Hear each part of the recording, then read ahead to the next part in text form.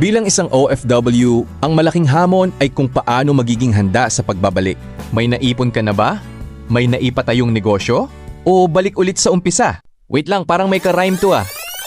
Nagtitigan lang kayo? Kumain lang kayo? Hinalikan mo? Niyakap ka ba niya? Joy, nag-usap lang kami. Huwag mo akong niloloko!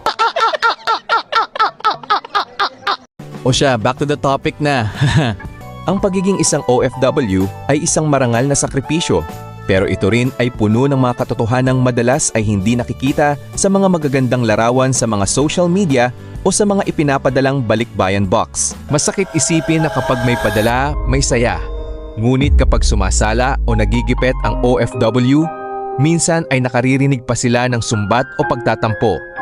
Na tila ba madaling pulutin ang pera sa ibang bansa. Ano kabayan? Relate ka ba? Huwag kang mag-alala, di ka nag-iisa. Hindi nga!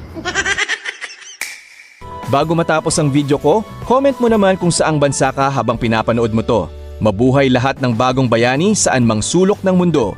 Maraming salamat sa panonood. See you sa next video. Follow mo na rin ako.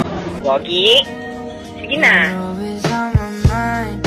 That's how much I can't think of a time.